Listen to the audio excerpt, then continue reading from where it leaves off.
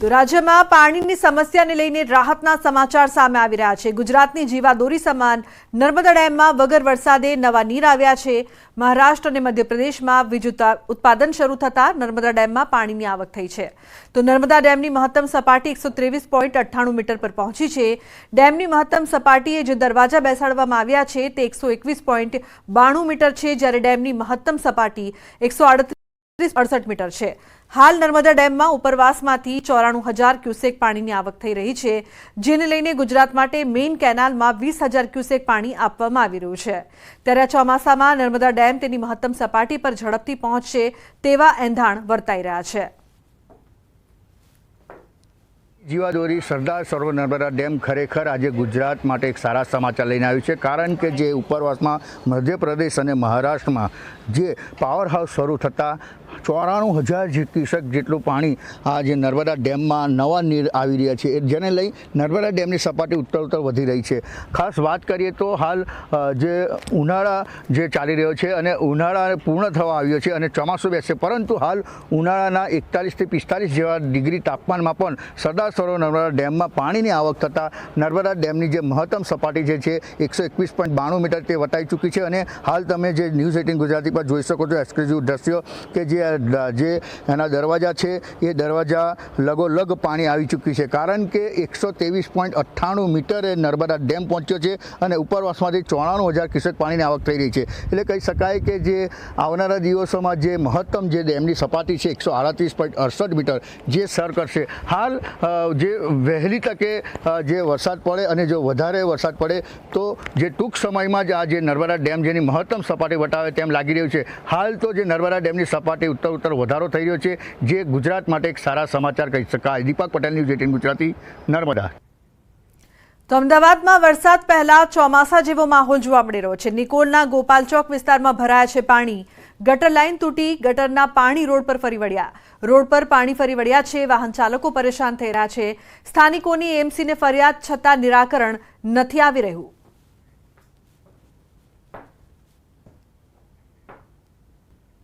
समाचारનો પ્રવાહ યથાવત રહેશે। હાલ રોકાઈશું એક બ્રેક માટે। આપ જોતા રહો ન્યૂઝ 18 ગુજરાતી।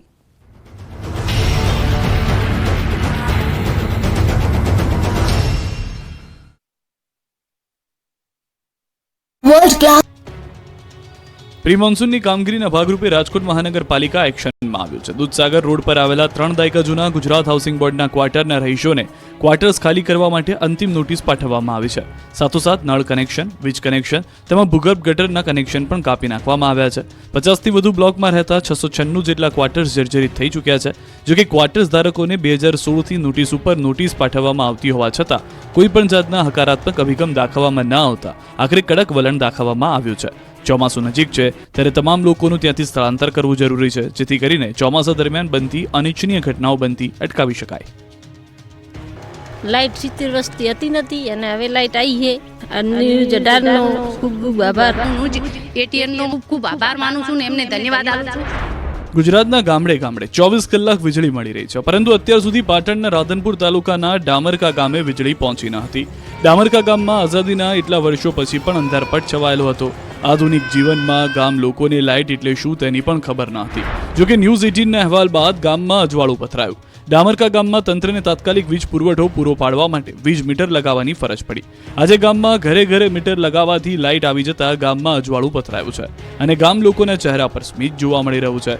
પહેલા ડામરકા ગામમાં લાઇટ ન હોવાથી વિસ્તારના લોકોને અનેક તકલીફો ભોગવવી પડતી અને અંધારામાં જીવન નિર્વાહ કરવાનો વારો આવતો।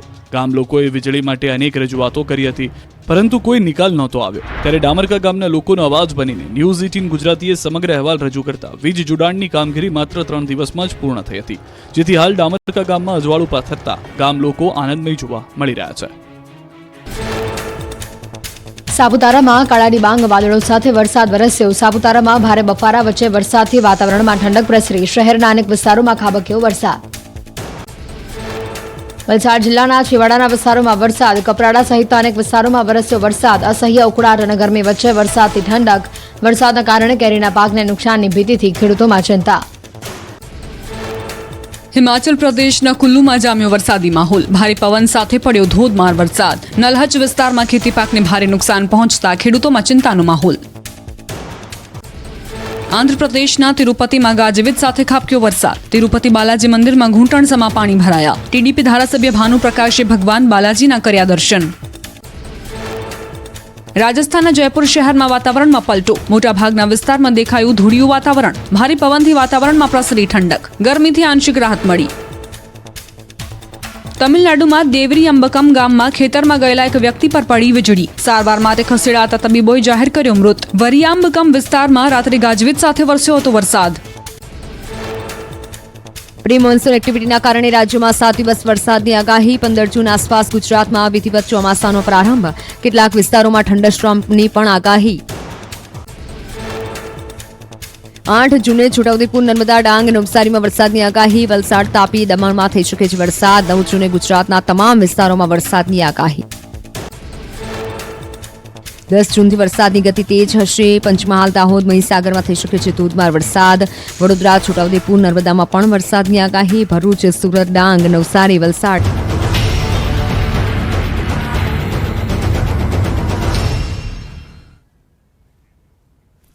Welcome back. સમાચારમાં આગળ વાત કરીએ. વાતાવરણ કોઈ પણ હોય, પરંતુ છેવટે તો તાતને જ રોવાનો વારો આવતો હોય છે. આ વખતે ભર ઉનાળામાં પણ વાતાવરણ પલટો અને છેવટે અંગ દઝાડનાર ગરમીએ ખેડૂતોના પાકને પારાવાર નુકસાન પહોંચાડ્યું છે.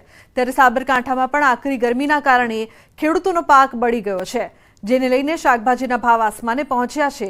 એક તરફ પાકમાં ઓછું ઉત્પાદન અને બીજી તરફ મોંઘા ભાવના બિયારણ, ખાતર, મજૂરી અને બજાર સુધી પાક લઈ જવાના ભાડામાં કોઈ જાતનો ઘટાડો ન થયો હોવાથી ખેડૂતોની પરિસ્થિતિ ખરાબ થઈ ગઈ છે.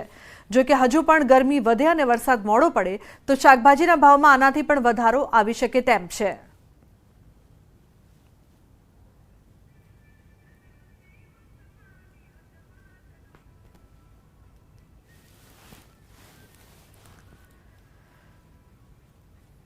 ગરમી વધવાના કારણે ખેડૂતોને જે પાકમાંથી ઉત્પાદન મળતા હતા, પહેલા જે હવે 10 થી 15 પાઉચ ભીંડા લઈને આવતા હતા, એની જગ્યાએ 4-5 પાઉચ થઈ ગયા છે.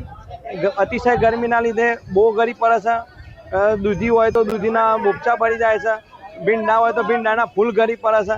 એનાથી જે પ્રોડક્શન જે મળવું જોઈએ એ દારા ગરમીના લીધે ઘટતું જાય છે. એ પેલા 25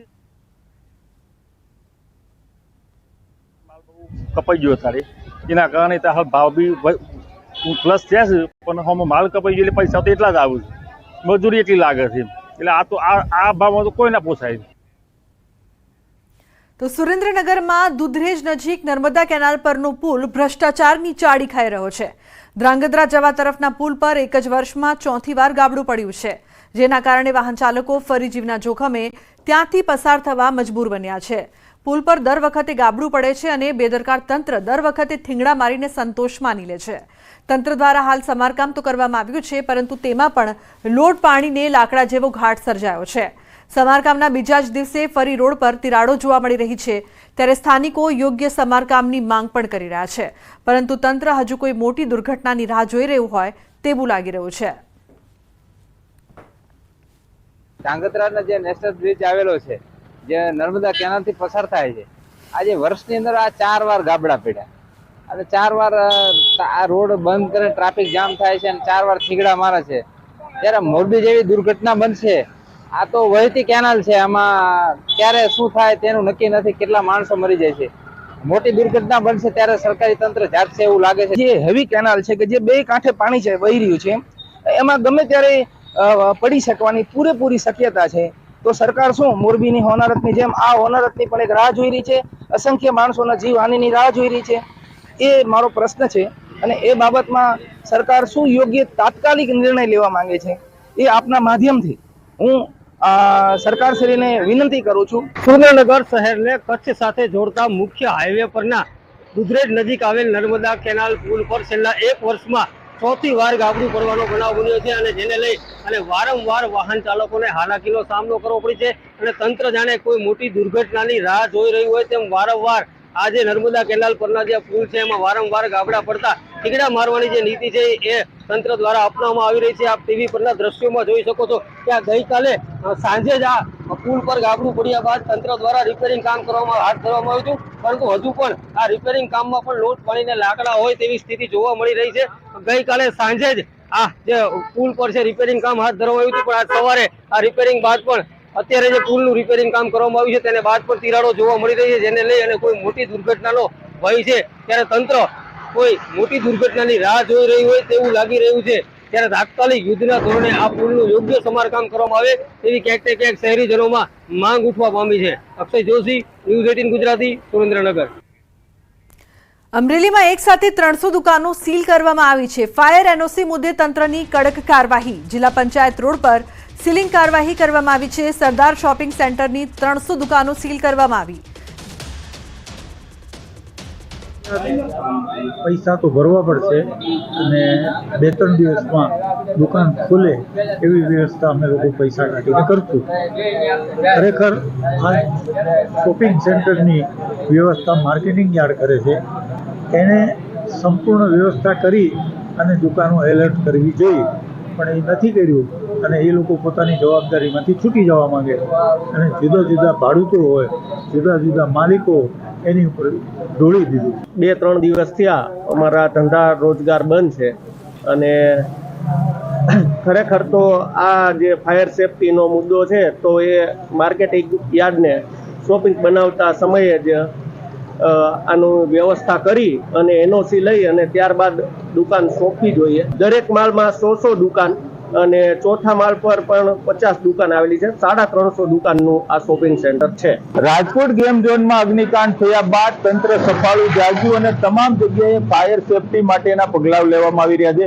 અમરેલીના જિલ્લા પંચાયત રોડ પર આવેલા સરદાર શોપિંગ સેન્ટરમાં આજે ત્રીજો દિવસ છે કે 300 દુકાનો સીલ કરી દેવામાં આવી છે. આપ દ્રશ્યો જોઈ શકો છો કે તમામ દુકાનો છે બંધ કરી દેવામાં આવી છે. આ 3 માળનું કોમ્પ્લેક્સ છે. દરેક માળ પર 100 દુકાનો છે. તમામ દુકાનોને સીલ મારી દેવામાં આવ્યા છે ને દરેક વેપારી હોય કે ઓફિસ ધારક હોય તમામને ફાયર એનઓસી લેવી, ફાયરના સેફટીના સાધનો લેવા માટેનું કહેવામાં આવી રહ્યું છે.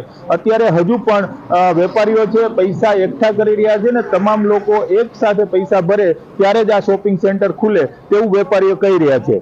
રાજન ગઢિયા, ન્યૂઝ 18 ગુજરાતી, અમરેલી.